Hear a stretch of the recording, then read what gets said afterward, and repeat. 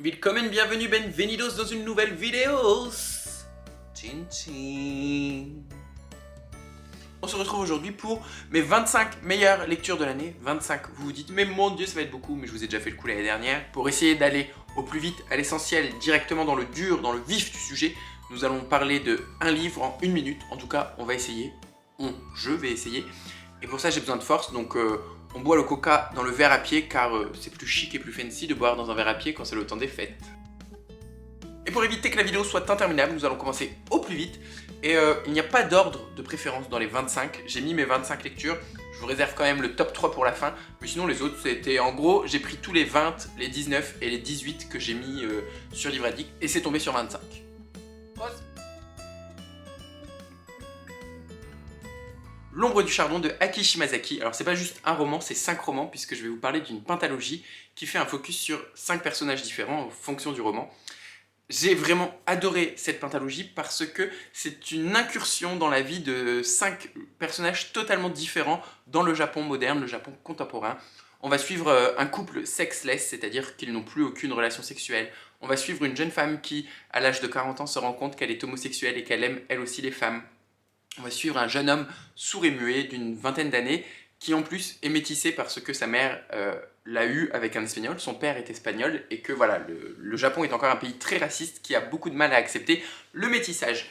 J'ai vraiment... Ce qui m'a beaucoup plu, ce qui m'a le plus plu, c'est vraiment l'écriture de l'autrice qui est très simple, très précise, presque froid par moment, mais qui va droit à l'essentiel et c'est pile ce qu'il faut parce que les romans sont très courts et c'est bien suffisant comme ça. J'ai adoré cette pentalogie. Funérailles célestes de Xinran, toujours dans de la littérature asiatique, mais là on est du côté chinois car on va suivre le témoignage, le récit d'une chinoise, Xinran, dont le mari est parti faire la guerre au Tibet et qu'il n'est jamais revenu de cette guerre. Xinran décide alors d'elle-même s'enrôler pour aller au Tibet pour essayer de retrouver son jeune mari qu'elle a perdu. Et ça va être vraiment un roman sur l'apprivoisement, la façon de rencontrer une culture que l'on ne connaît pas. Là, c'est vraiment deux pays qui sont en guerre, la Chine et le Tibet. Donc Xinran arrive en territoire ennemi, elle va tomber sur des autochtones et elle va essayer d'apprendre à vivre avec eux, de comprendre comment ils vivent dans ces grandes plaines, dans ces grandes étendues tibétaines. C'est un dépaysement qui est garanti. C'est la découverte d'une culture, c'est le goût de l'autre, et c'est tout ce que j'ai aimé avec ce roman, et ce récit, c'est même pas un roman. Je vous le conseille grandement, c'est chez Piquier, et c'est très court, et en même temps suffisant. Ensuite, on quitte les plaines tibétaines pour aller dans le sud de la France avec Regain de Jean Giono. Regain, c'est l'histoire de Panturle, qui est un vieil homme, un vieux paysan, qui habite presque seul dans un village. Ils ne sont plus que 3, le village est en train de mourir, est en train de décrépir. Panturle n'a plus les épaules assez larges pour s'occuper de la terre, pour s'occuper des champs. Sauf qu'un beau jour, une fois que les 2 autres personnes du village sont parties et que Panturle se retrouve vraiment tout seul, il tombe sur une femme. Cette femme tombe amoureuse de lui, lui il tombe amoureux de cette femme, et ils vont essayer de faire revivre ce village, de lui redonner un regain d'énergie, un renouveau. La plume de Jean Giono est super belle parce qu'elle est pleine de bienveillance et pleine de compassion. J'avais vraiment un attachement profond pour Panturle et Ursule. Et c'est une déclaration d'amour à la région, une déclaration d'amour aux personnages, aux gens qui habitent la région dont Jean Giono nous parle. Ça fait partie d'une trilogie. J'ai très très hâte de lire les 2 autres romans qui sont totalement interdépendants, je crois. Indépendants, pardon. Mais voilà, ma découverte classique de l'année, je pense que c'est Jean Giono. On quitte totalement le sud de la France pour aller à Détroit aux États-Unis avec Là où nous dansions de Judith Pérignon, publié chez Rivage dans la catégorie, je crois, polar, parce que c'est un roman à double temporalité, une qui se passe pendant le temps présent, donc c'est là qu'il y a la petite enquête policière, et une autre qui se passe au temps de la présidence de Roosevelt. Eleanor Roosevelt vient inaugurer un de ces grands ensembles, une construction plein de barres d'immeubles qui est là pour loger tous les ouvriers qui travaillent chez General Motors et dans toutes les usines de l'automobile de la ville. Donc c'est vraiment 2 villes qui s'opposent, même si c'est Détroit, c'est la même Détroit, mais le grand Détroit, la grande Détroit florissante, où la musique avec Nina Simone se développe, où le commerce de l'automobile est en pleine expansion, et ensuite le Détroit en décrépitude des années contemporaines, le Détroit vandalisé, le Détroit où il n'y a plus d'argent, mais qui connaît un petit regain. Alors, je ne vais pas dire qu'on est dans du Jean Giono. J'ai adoré cette histoire car c'était vraiment des conflits sociaux et en même temps, il y avait cette opposition entre les 2 temporalités qui était très très bien faite, un récit un peu construit en miroir et qui qui permet de voir de la beauté dans la laideur de Détroit de nos jours. On retourne dans le sud de la France, dans la vallée de l'As, je crois, avec Marraine de Jean-Baptiste Andréa. L'année dernière, je vous avais parlé Des Diables et des Saints, qui était le nouveau roman de Jean-Baptiste Andréa. J'ai eu envie de lire son précédent, C'est chose faite. On va suivre l'histoire de un jeune garçon et une jeune fille. Ce jeune garçon s'appelle Shell, il travaille avec ses parents dans une station essence et il entend à la radio qu'il y a la guerre quelque part. Et ce jeune enfant, qui est un peu différent, c'est comme ça qu'on le nomme tout au long du roman, comprend pas où se trouve vraiment la guerre et il a envie d'aller voir les champs de bataille. Donc il quitte la station essence, il quitte ses parents, il quitte le petit village où il habite pour essayer de trouver la guerre, les champs de bataille. Il va tomber sur une jeune fille qui est en vacances dans la région. Ils vont développer une histoire d'amitié, puis une histoire d'amour. C'était très touchant, en même temps très très triste. Je vous préviens, il faut avoir quand même le cœur accroché à cette lecture. C'était plein de poésie, c'était assez enlevé, assez doux, comme l'avait été la lecture de Des Diables et des Saints que j'avais déjà beaucoup aimé. J'ai adoré découvrir plus de l'auteur et je pense que je continuerai encore le découvrir l'année prochaine. Les Terres Promises de Jean-Michel Guénassia, c'est la suite du Club des Incorrigibles Optimistes. On va retrouver Michel, qui était un jeune enfant ado dans le premier tome. On le retrouve maintenant, je crois qu'il passe le bac, qu'il quitte le lycée au début du roman. Dans le Club des Incorrigibles, on suivait une troupe d'amis qui avaient traversé le rideau de fer, qui avaient fui les républiques soviétiques parce qu'ils voyaient que leurs idéaux étaient bafoués, que leurs grandes idées n'étaient pas mises en application comme ils l'avaient rêvé, comme ils l'avaient aimé, et en même temps parce qu'eux aussi, ils avaient quelques soucis avec les personnalités politiques et la police politique de ces républiques soviétiques. On voit dans Les Terres Promises comment tout ce monde a évolué. On va aller un peu dans les kibboutz en Israël, on va aller en Algérie au temps de la décolonisation, là où dans le premier roman c'était encore la guerre, maintenant on décolonise l'Algérie. Je ne sais plus où est-ce qu'on nous emmène, mais c'est un voyage à travers le temps, les époques, les continents, c'est très romanesque, il y a plein d'actions, plein de personnages, c'est foisonnant, c'est riche, c'est tout ce que j'aime. Une lecture où tu as plein de trucs à choper, c'est comme un grand buffet, un grand banquet, tu peux te servir, et ça, j'adore. J'ai également lu Les Aventuriers de la mer de Robin Hobb. C'est une série en 9 tomes en français. Moi j'en ai lu 5 pour le moment. Je vais commencer le 6e très bientôt. J'avais été un peu refroidi par le premier tome et au final les autres sont excellents. Donc ne vous arrêtez pas au premier tome. On va se trouver dans un contexte de piraterie, dans un contexte magique évidemment, c'est de la fantasy, où chaque grande famille de marchands se voit attribuer un navire magique, sur lequel si 3 générations meurent, le navire s'éveillera, la figure de proue ou de poupe va prendre vie et le navire va être super fort parce que la famille va pouvoir communiquer avec le navire va nager plus vite, etc. C'est vraiment une fantaisie qui se déguste mais qui est elle aussi très riche parce que foisonnante dans les personnages et dans les lieux. On est un peu chez les pirates, un peu chez les marchands, un peu dans un contexte assez bourgeois, cossu, etc. J'adore parce que on voyage, parce qu'il y a de l'aventure, il y a du romanesque, il y a des histoires d'amour, il y a des histoires de piraterie. C'est toujours si bien écrit parce que c'est Robin Hobb qui le fait, c'est en lien un peu avec l'Assassin Royal, on retrouve quelques personnages. Je vous invite à découvrir cette saga.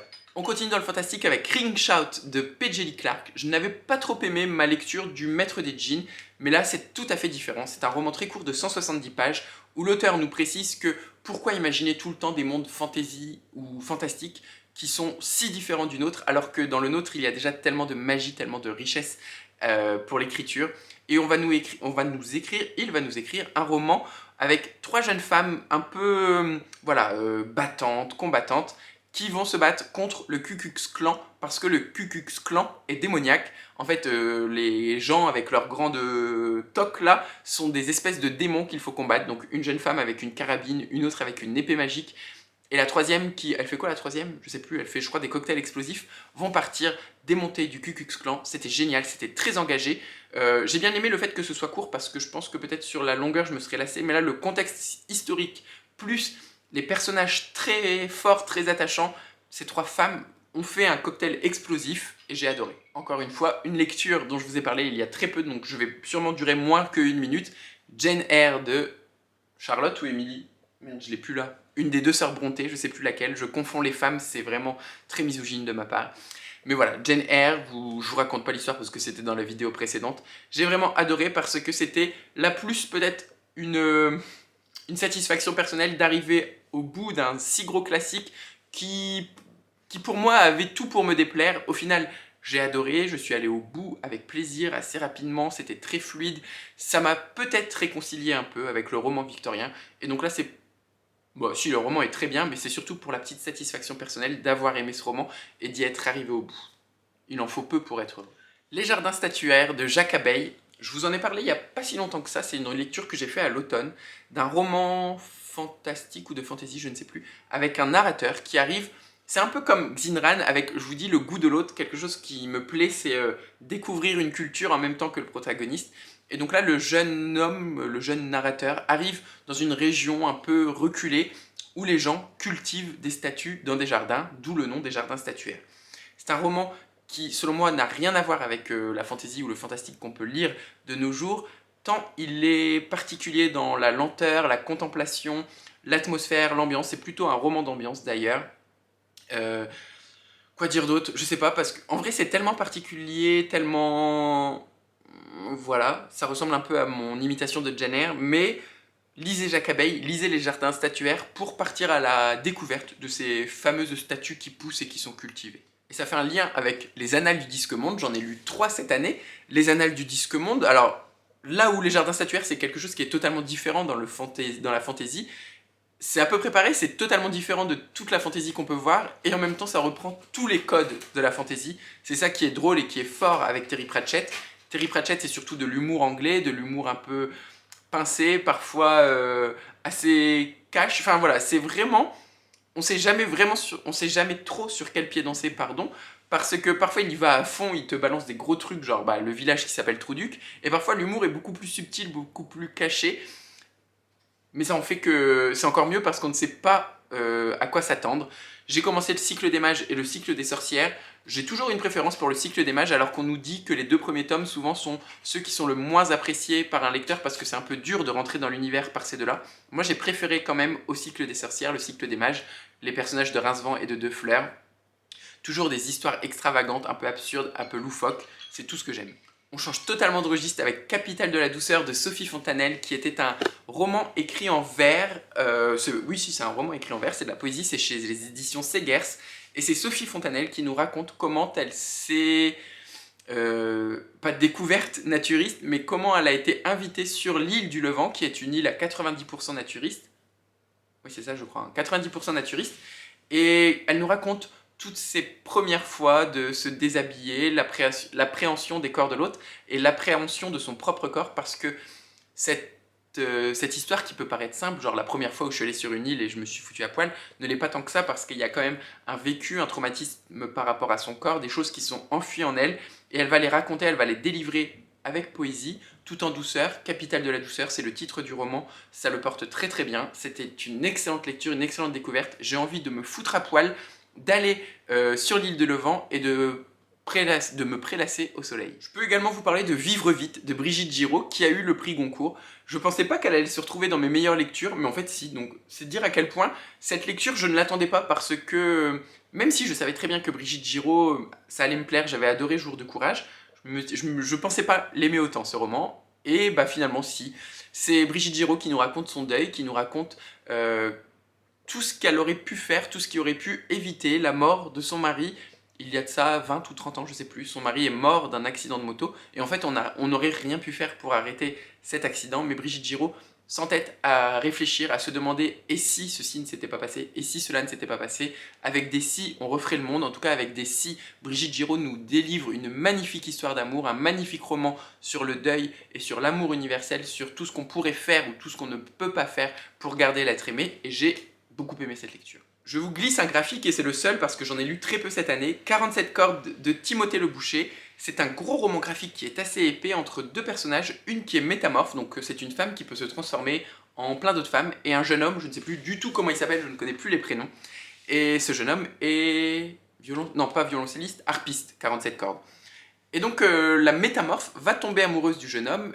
Cette métamorphe est quand même assez âgée, elle fait partie d'une espèce de clique où il y a d'autres métamorphes. On est dans un univers assez fantastique, et en même temps on est un peu dans un roman d'initiation parce que ce jeune homme qui joue de la harpe se retrouve un peu embrigadé dans cette histoire dans laquelle il connaît pas grand chose, il connaît pas grand monde, il a pas trop les codes de la grande société.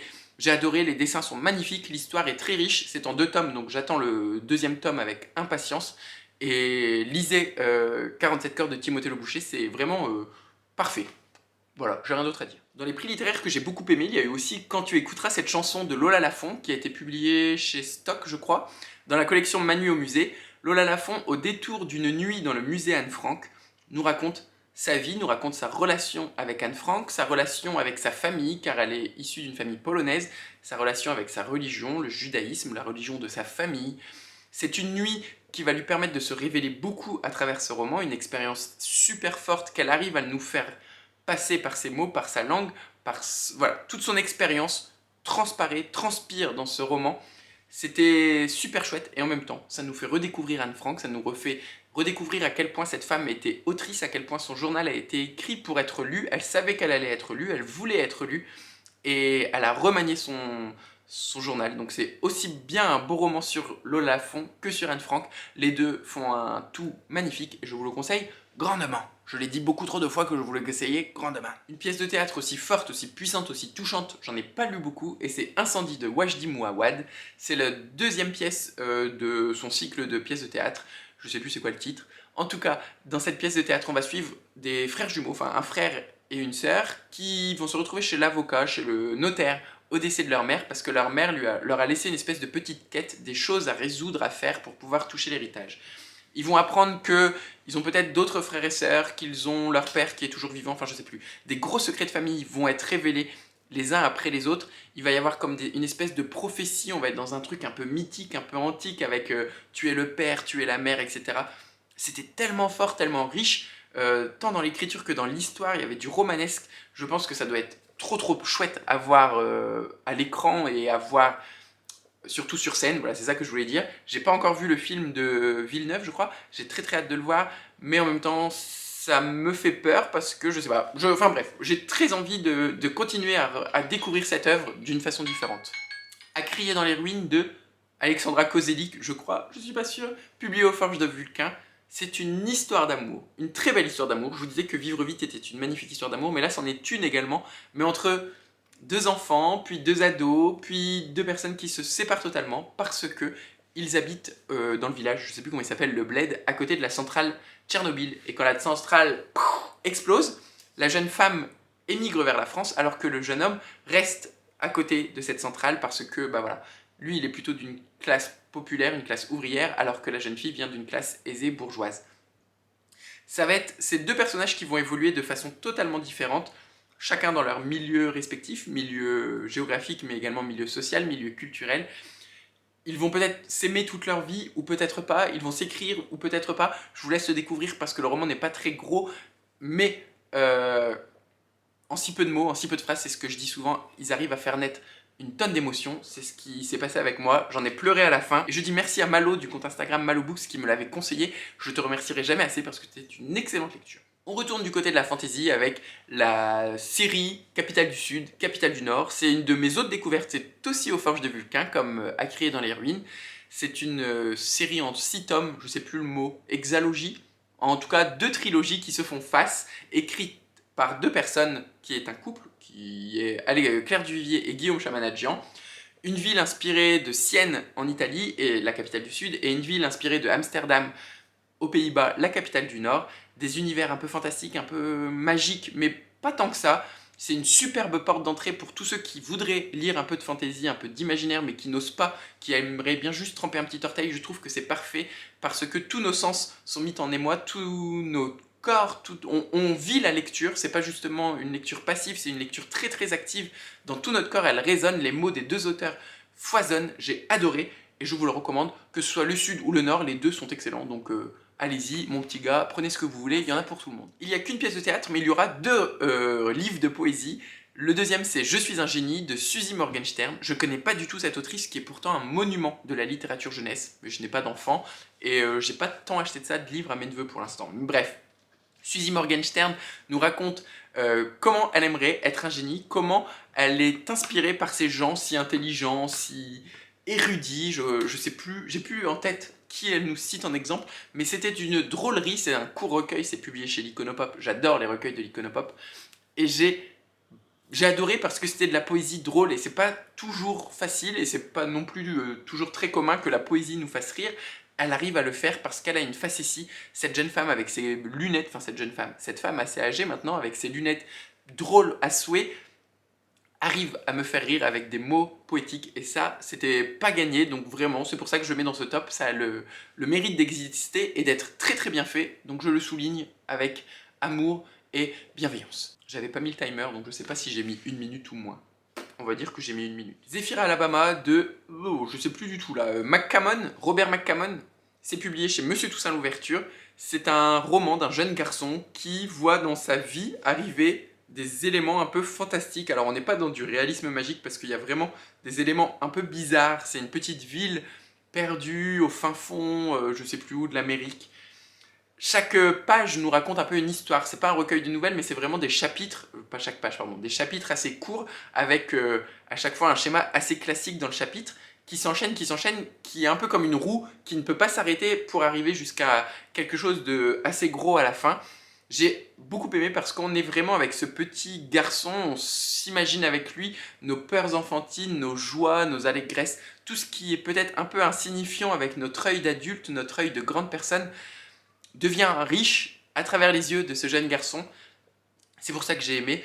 Le livre est très beau aussi, mais vraiment le côté retour en enfance était bien fait. À peu près dans le même genre, Auguste de... Alors là, je sais plus du tout le nom, je vous l'écrirai ici, publié chez Albin Michel dans la collection Terre d'Amérique. C'est un peu un roman initiatique où on va suivre un espèce de... pas un bouseux, mais un jeune garçon au fin fond de l'Amérique. Alors je sais plus l'état non plus, mais voilà. C'est un roman initiatique qui est très très bien fait parce que on ne sait pas comment le jeune homme va grandir, il n'y a pas vraiment d'indice. Vous voyez, il y a quand même un contexte social, un contexte culturel assez fort, je vous le raconte avec cette Amérique un peu profonde, et on est avec lui, dans ses yeux, dans cette peau, dans sa main, et on ne sait pas vers quoi il va évoluer. Et ça c'est trop chouette, c'est d'être autant surpris que lui par les rencontres qu'il fait, par sa puberté, par son éveil sexuel, par son éveil amoureux, amical. Tout ça, on le vit en même temps que lui. Et pareil, bah, c'est un peu pour les mêmes raisons que Zephyr Alabama que ça m'a touché parce que j'ai réussi à me projeter et à être ce jeune garçon. Donc merci Monsieur l'Inconnu, dont j'écrirai le nom ici, qui a écrit ça. Je crois que c'est un deuxième roman en plus et il est assez jeune. Mon père, ma mère, mes tremblements de terre, je vous en ai déjà parlé parce que c'est un auteur que j'aime beaucoup, Julien Dufresne-Lamy, et parce que c'est un roman qui traite de l'homosexualité, enfin pas de l'homosexualité, non je dis des bêtises, de la transidentité. C'est un jeune garçon dont le père va changer de sexe. Et on nous raconte ce changement de sexe à travers les yeux de ce jeune garçon, mon père, ma mère, mes tremblements de terre. Je trouve que c'était très poétique, très beau. Le titre, déjà moi rien que ce titre, il m'a toujours un peu intrigué. Et à juste titre, juste titre, je n'ai pas envie de trop vous en dire sur ce roman parce que, pareil, il n'est pas bien épais et il faut se laisser surprendre. Je ne sais pas si vous connaissez l'écriture de Julien Dufresne-Lamy, mais il est quand même assez cash parfois. Hein. Quand tu lis Boom qui nous parle d'un attentat terroriste en Grande-Bretagne, c'est assez dur et là ça l'est tout autant. Il ne se cache pas dans les mots, il ne se cache pas derrière des phrases ou derrière des tournures assez poétiques ou quoi que ce soit. Il y va droit dans le mur, droit dedans. Et en même temps, il y a quand même une douceur qui s'en dégage. Je pense que si je compte le nombre de fois où j'ai dit en même temps, alors pas que dans cette vidéo, hein, c'est un tic de langage que j'ai remarqué que j'avais dans plein de vidéos. Je fais un jeu à boire et puis je finis les 4 fers en l'air. On arrive dans le top 3 de l'année. Alors une que j'ai fait en tout début d'année je crois, et les deux autres que j'ai fait plus dernièrement. On va commencer tout de suite avec Les femmes sont occupées de Samira El Ayachi. Je pense que l'année dernière il y avait déjà un roman de Samira El Ayachi dans mon top. J'ai pas mis le timer, bah tant pis, je vais dépasser un peu plus. Les femmes sont occupées, c'est le récit d'une jeune femme qui est une mère célibataire et qui donc doit élever son jeune enfant toute seule. On retrouve toujours un peu de Samira El Ayachi dans ses romans parce que je crois qu'elle ne peut pas s'empêcher d'écrire sur des choses qu'elle a vécues, donc c'est du on voice comme on l'aime parce que c'est vrai, ça sonne vrai. On sent que toutes ces épreuves, le regard des gens sur cette femme célibataire, tout ce qu'on attend d'elle, elle l'a vécu, on l'a attendu d'elle aussi. Et ça nous montre à quel point le métier de maman est un grand métier et qu'il n'est pas toujours simple et qu'on n'a pas moi-même un regard bienveillant sur toutes les mamans. Donc j'ai envie de dire merci à ma mère et merci à toutes les mamans du monde, toutes ces femmes qui seules arrivent à s'en sortir et font tout pour s'en sortir. Bravo mesdames, et lisez Samira El Ayachi parce que c'est drôle et il y a toujours un petit côté théâtral. Là il y a même des petites scénettes qui sont incrustées dans le roman, donc c'était trop chouette parce que moi j'adore le théâtre. Je crois que c'est même mis en scène actuellement à Sens. Je sais plus la ville, je vous le mettrai là et si vous habitez dans le coin, allez le voir. Sur la deuxième place, pareil, un auteur qui devait être l'année dernière dans mon top, Daniel Arsan avec Moi qui ai souri le premier, je crois que c'est ça le titre. C'est un très court roman dans lequel, enfin pas un roman, c'est un récit dans lequel Daniel Arsan nous raconte 3 hommes qu'il a rencontrés, 3 hommes qui ont façonné son homosexualité, 3 rencontres amoureuses, pas des rencontres gays, pas des rencontres heureuses, mais des rencontres qui l'ont forgé, qui l'ont façonné. C'était donc une incursion dans les souvenirs de l'auteur. Et alors, c'est dur de dire j'ai adoré parce qu'en fait c'est un récit, le mec nous parle de sa vie et nous parle d'épreuves douloureuses, mais ce sont des passages qu'on a tous plus ou moins connus en tant qu'homosexuels. Je vous ai déjà dit dans une vidéo précédente à quel point ça m'avait touché ce roman, parce que c'est des choses que moi aussi j'ai vécues, que j'ai peut-être ressenties, qui m'ont touché différemment de lui. Mais j'ai encore une fois adoré la plume de Daniel Arsan, je suis sous le charme, j'avais adoré Je suis en vie et tu ne m'entends pas, j'ai adoré Moi qui ai souri le premier et je continuerai je pense à adorer tout ce que va écrire cet homme. Et enfin, je crois que c'est quand même ma meilleure lecture de l'année, La confusion des sentiments de Stefan Zweig. C'est pas étonnant, hein, on est sur ce top 3 de romans qui parlent d'homosexualité, j'ai pas mis le timer parce que j'ai pas envie de me limiter, même si je vais être assez concis, je vous en ai parlé il y a pas longtemps. La confusion des sentiments, c'est une histoire d'amour entre un élève et son prof, qui pourrait, bah voilà, quand je vous le dis comme ça, être assez troublante, assez malaisante. On est toujours un peu mal à l'aise, enfin, à juste titre d'ailleurs, hein, quand il y a une situation hiérarchique entre 2 personnages. Là, c'est quand même un élève et son prof, c'est quelque chose d'interdit. Et pourtant, on sent que cette relation est assumée des 2 côtés. Enfin, non, pas forcément assumée des 2 côtés, mais toujours dans le consentement. Il n'y a jamais un qui va plus loin que l'autre. C'est très beau. C'est la plume de Stefan Zweig, c'est confus parce que bah voilà, le roman c'est la confusion des sentiments. Chaque personnage ne sait pas vraiment parfois ce qu'il ressent. On est dans leurs pensées, dans ces tribulations, dans cette machine infernale qu'est notre cerveau qui turbine à 100 à l'heure quand il nous arrive quelque chose qui nous met en émoi, qui nous met en émotion. J'ai plus qu'adoré, j'ai vraiment...